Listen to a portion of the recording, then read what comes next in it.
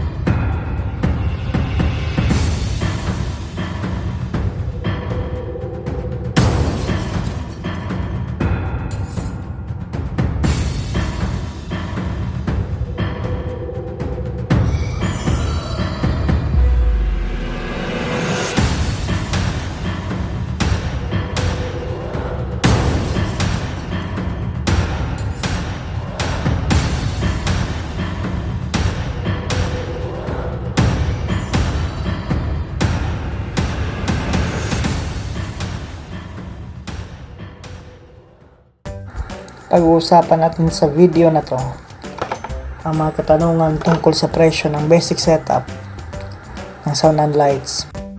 Dahil sa hirap ng buhay ngayon, alam naman natin na ang mga tao ay naghahanap ng napakamurang setup cost. Pero alam nyo ba na ang sound and lights industry pagdating sa presyo ay hindi naman regulated? How much po?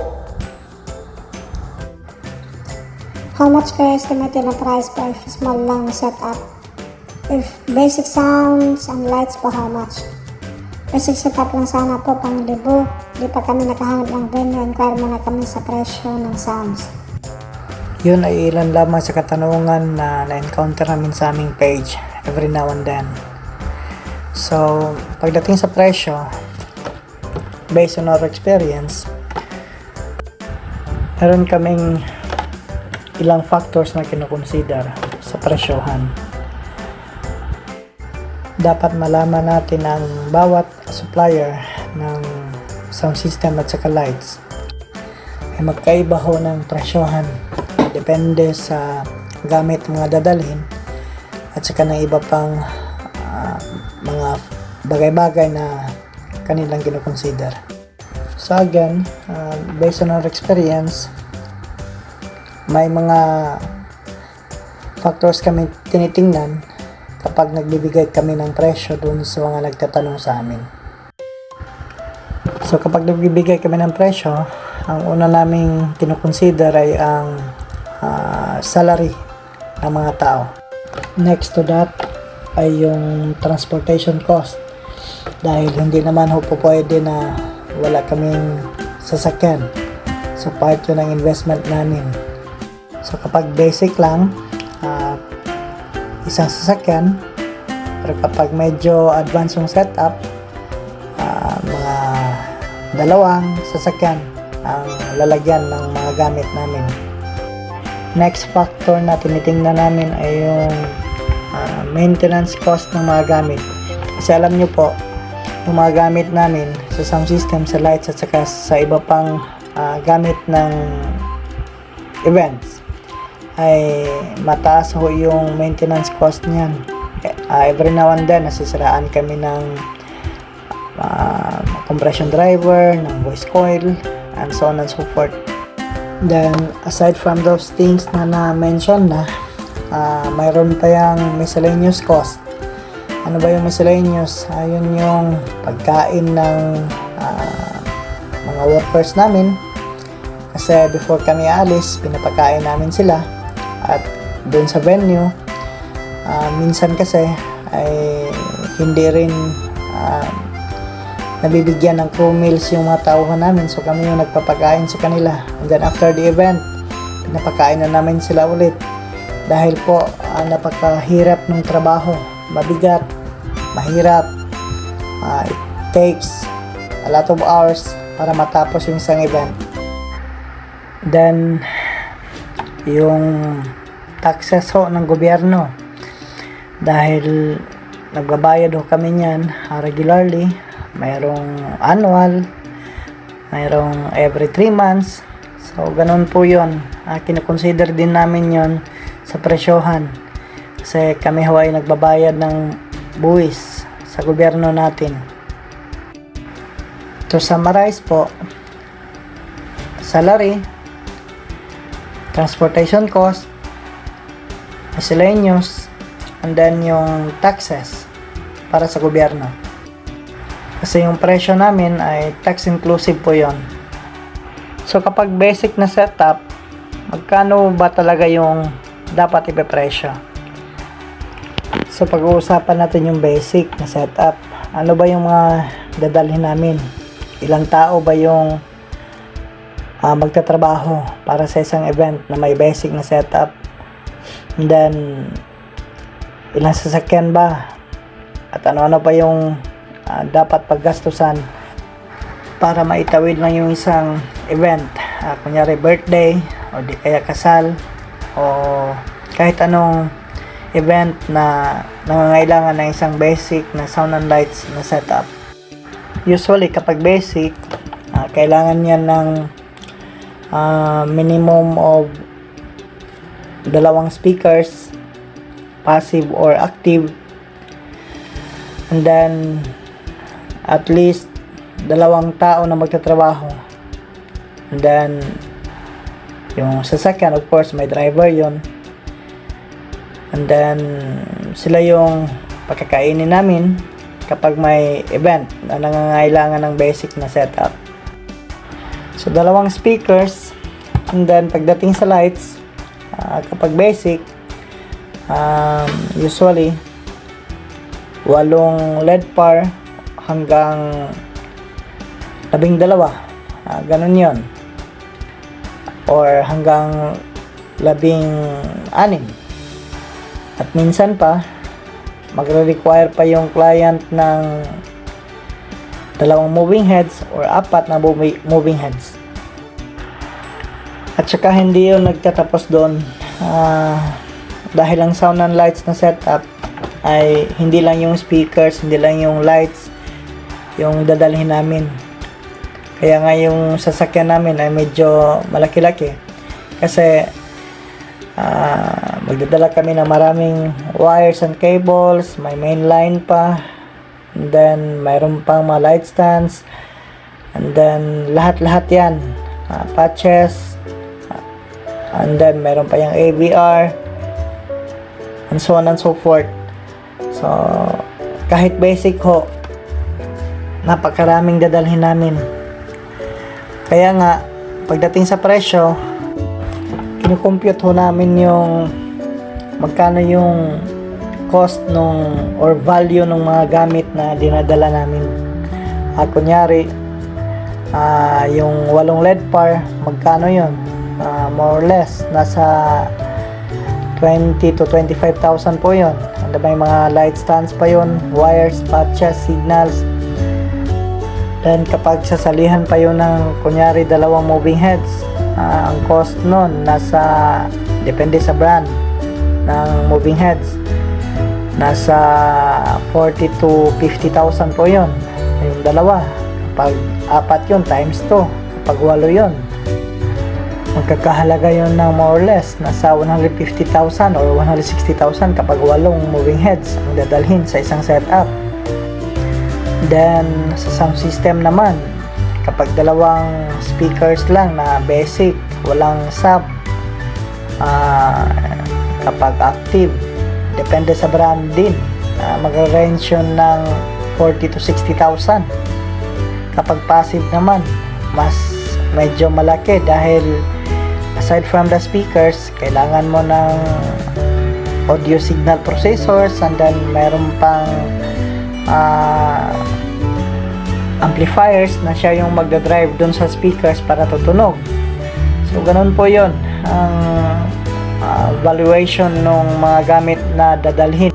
So kapag basic na setup, pagdating sa sound system, more or less magdadala ka pa rin ng gamit na nagkakahalaga ng mga 100 to 150,000. Minsan nga kapag mas branded, abot pa ng 200,000 just for the basic setup ng sound system. So minsan, tinatanong bakit ganun kalaki yung halaga. Napakasimple po. Sa sound system, speakers, and then yung mga processors niya, and then may mixer pa yan, then may microphone pa yan. So ganun po yun. So kapag isuma total mo, including yung lights, more or less, kahit basic, aabot pa yan ng 150, 200, minsan nga 300,000. At kapag maraming moving heads pa, aabot yan ng 400 to 500,000. Basic setup lang yan. Yan yun, based on our experience sa computation. And then, minsan, kahit basic na setup, kunyari sa birthday, o di kaya kasal, may band setup pa yan na kakailanganin dahil para sa after party nung event, para sa entertainment. So yan, magdadala pa kami ng backline at ng monitors for the band. So ano ba yung backline? Yun yung mga amps ng mga instruments. And then magdadala pa kami niya ng maraming mikropono, ang mga mics, plus yung drum set, a lot more ang dadalhin namin. So yun, may corresponding value na naman yun, part na naman ng investment namin na dinala namin sa isang event.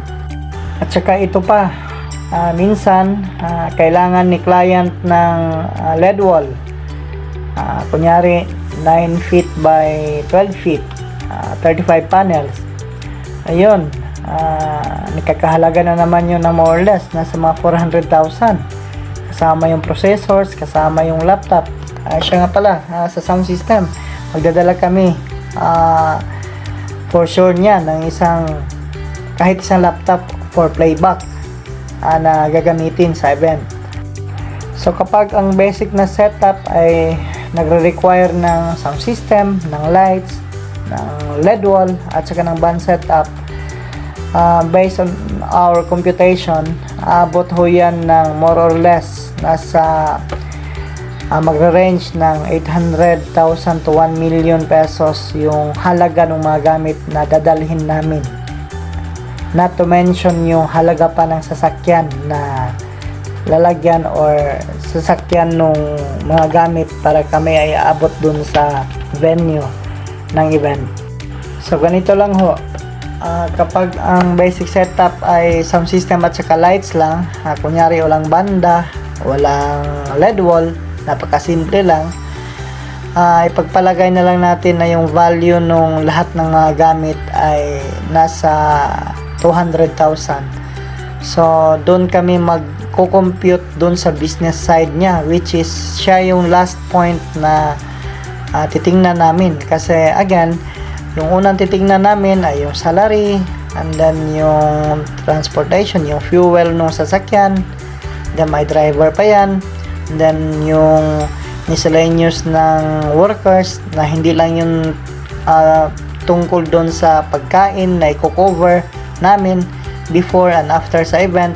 Meron pa yan, marami. Mayroong duct tape, mayroon pa yung daming kailangan para mairaos lang yung isang event ng client.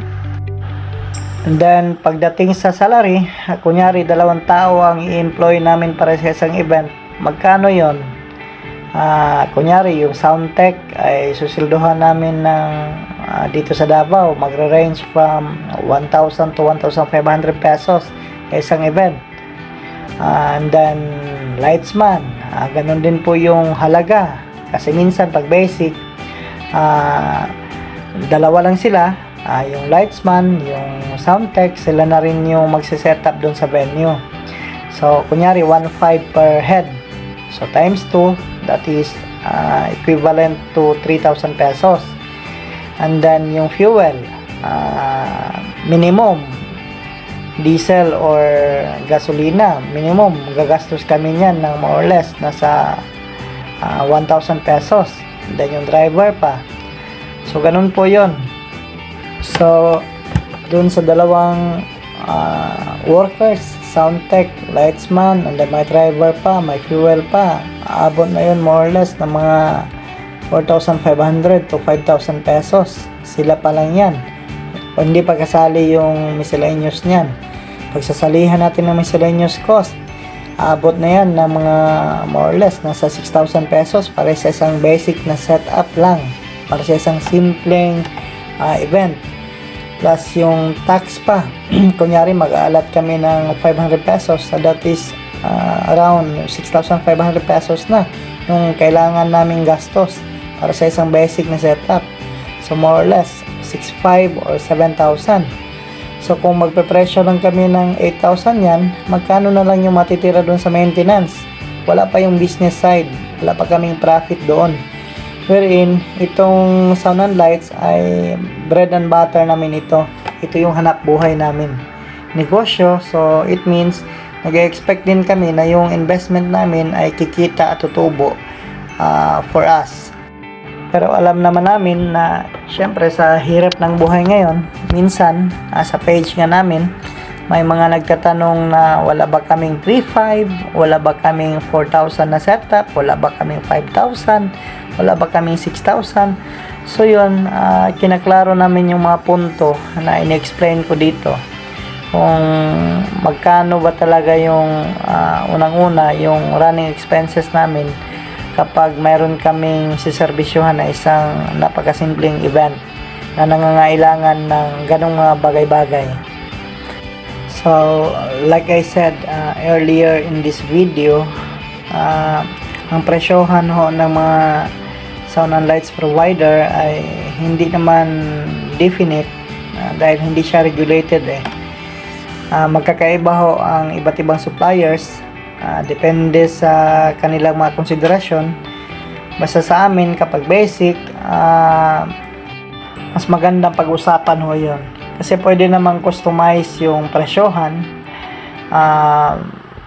Basta basic setup, mas magandang pag-uusapan ng client at saka kami kasi yun yung approach na ginagawa namin. Pag-uusapan, and then minsan nga tinatanong ko kung magkano ba yung budget ng kliyente kasi mas magandang malaman beforehand para kami rin ay makapagpasya kung kaya namin yung budget nila o hindi. Sa makatuwid, kapag basic setup, siguro may justice na yung magre-range ng from let's say 10,000 pesos pataas. Depende na dun sa items na or sa tinatawag na technical requirements ng event mismo. So again, if you're looking for a legit supplier ng sound system, ng lights at saka ng iba pang event necessities, mas magandang magkakaroon ng proper discussion to finalize the deal. Kasi yun nga, of course, naghanap po tayo ng budget friendly na presyo, and at the same time kami naman, for example for us na isang supplier ng sound system, ng lights at saka ng iba pang pangangailangan, ay meron din kaming mga factors na tinitingnan na sana po ay maintindihan naman po ng kliyente mismo. Sa bandang huli, I would like to emphasize na sa presyo walang definite but mas maganda pag-usapan. So yun lang po, at sana kapag yung budget nyo ay medyo hindi swak dun sa binibigay na presyo ng supplier, maintindihan nyo naman. At pwede naman kayo maghanap ng ibang supplier na magkapagbigay ng serbisyo base dun sa presyo ninyo. So yun lang po.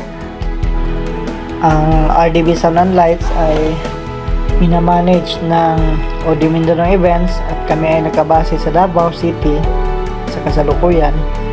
At kinikater namin yung mga small events at kahit yung mga medium size na mga events sa Region 11 or Davao Region. at kahit sa buong Mindanao. Yun lamang po at maraming salamat.